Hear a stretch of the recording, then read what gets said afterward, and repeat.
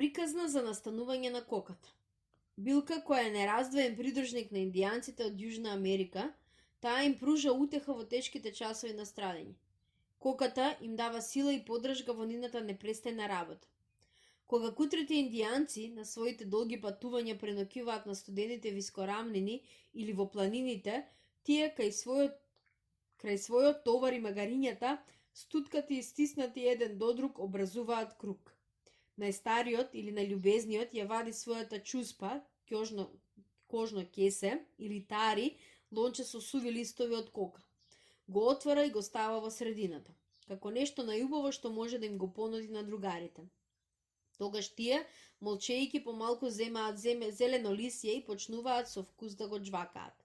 Со часови и часови прават акуљи, образувајќи лопача од соџваканата материја, цицајќи го и голтајќи го горшливиот сок како да прават некаков обред. Кога сите ќе се препуштат на тоа уживање, по се изгледа дека духот на овој обичај како да се буди во ноќната тишина. Почнуваат исповеди и приказни за впечатоците, за она што се преживеало, за надежта и горчината кои во текот на целиот дел биле потискувани под непријателските погледи на нивните бели господари. По колежот во Кахамарки продолжија свирепите и крвеви настани. Градовите беа разурнати, полињата напуштени, храмовите обезбожени, нивните ризници опљашкани, кралството крадени. Насекаде по планините и долините бегаа несрекните индијанци, прогонети од своите домови, оплакувајќи ја смртта на своите татковци, деца и браќа. Расата која дотогаш беше господар на таа плодна земја, живееше сега во беда. Нечовечните шпански освојувачи, покриени со метални оклопи, сеја смртоносни зраци од своето огнено оружје, јавајќи на итри бојни коњи, гонејќи ги своите преплашени жртви по патеките и долинките. Безпомошните индијанци, без никаква заштита, залудно ќе повикуваа своите богови, залудно кукаа над својата проклета судбина. Ни небото ни земјата имаа сожалување за нив. Еден стар јатери, инаку врач по име Хана Чујма, кого владетелот го постави за правосвештеник на храмот на островот на Сонцето, успеа да побегне оттаму, понесувајќи го со себе сето богатство на големиот храм.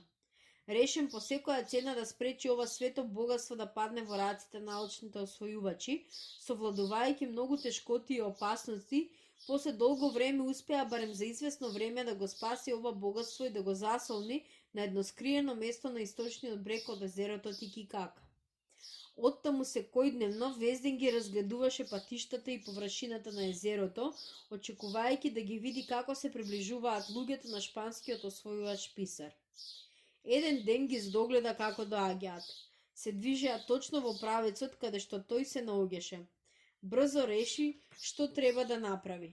Не губејќи ни миг, го фрли сето богатство на длабоките води на езерото.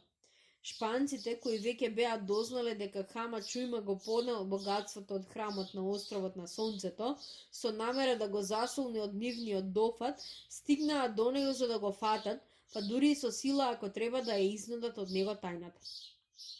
Хана Чујма од почетокот одбиваше да изусти барем и еден збор за оно што сакаа од него да го извлечат.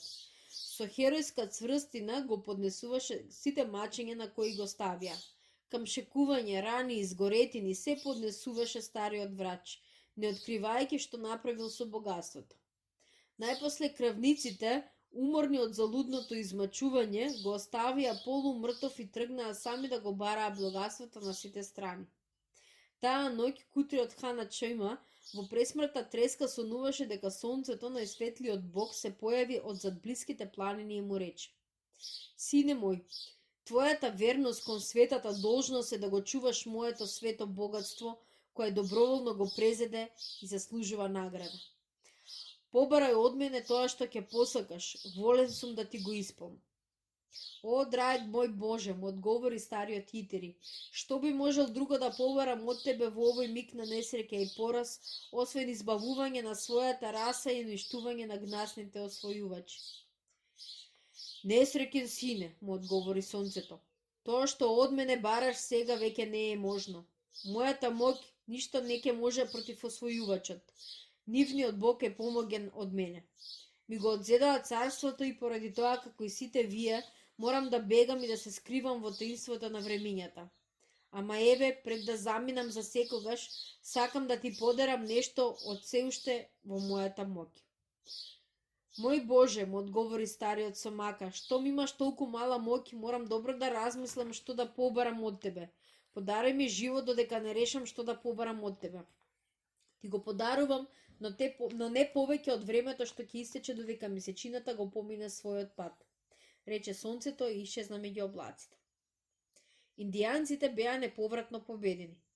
Безчувствителните бели тирани не ги третираа како човечки суштества. На жителите на огромното царство на сонцето, без крал и без поглавар, не им остануваше ништо друго освен молчеливо да си го трпат робството во текот на долги векови или да бегаат во краишта каде што се уште не доприла силата на освојувачот. Една од овие групи се натовари во мали чунови од трска Тоторо, го помина езерото и се засолни на источниот брег каде што Хана Чујма се бореше со смртта. Гледајќи ги околу себе своите несрекни земјаци, старецот почувствува длабока тага, замислувајќи си го тешкото време на страдањата што иднината им го подготвуваше. Тогаш се сети на ветувањето на големата звезда. Реши од неа да побара милост, една трајна добриња, за да им ја остави како наследство на своите, нешто што не би било ни злато ни богатство, така што алчниот белец не би можел да го грабне. Да побара нешто што ќе биде тајна и моќна утеха за неброените денови на сиромаштво и страдања кои ги очекуваат. Кога падна ноќта, пол неспокојство и треперејќи од треската што го беше опфатила, го заколнуваше сонцето да дојде и да ја сослуша неговата последна молба.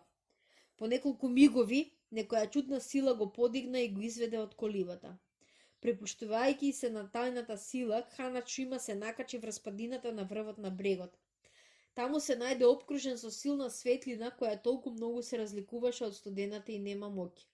Наскоро еден глас му рече: Сине мој, ја слушнав твојата молба. Сакаш на овие кутре луѓе да им оставиш нешто со што ќе ги ублажат своите страдања и што ќе им даде сила за да истрајат во големите напори кои вака безпомошни ги очекуваат. Да, сакам да имаат нешто со што би си го олесниле тегобното робство. Ке сакаш ли да ми дадеш? Тоа е единствената милост што ќе ја барам од тебе за нивното добро пред да умрам. Добро, му одговори гласот со тага во себе. Погледни околу себе. Дали ги гледаш ниските билки со зелени долгунести листови? Јас направив да изникнат за тебе и за твоите собраќа. Тие ќе направат чудо. Ќе ги успијат нивните страдања и ќе им помогнат да ги поднесуваат напорите. Ќе биде тоа драгоцено завештување за тешките денови.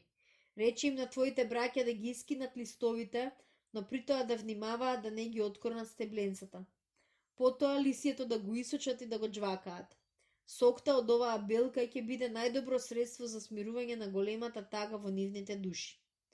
Откако ислуша и други совети од својот Бог, стариот врач, охрабрен и со големо олеснување, се врати во колибата. Зората почна да ја осветлува земјата и да ја посребрува мирната езерска вода. Хана Чујма, чувствувајќи дека му остануваат уште неколку мигови од животот, ги собра своите соплеменици и им рече: Деца мои, јас умирам, но пред тоа сакам да ви кажам дека сонцето, вашиот Бог, со сета твоја добрина, преку моите молби нешто вам ви подари. Качете се на блискиот рид, ќе најдете билга со долгунести листови. Чувајте ја, негувајте ја, одгледувајте ја грижливо. Таа ќе ве храни и ќе ви носи утеха. Во тешкиот живот, кој ваќе ми го наметне тиранијата на вашите господари, кога ќе го џвакате лисието од оваа билка, ќе добиете нова сила за работа.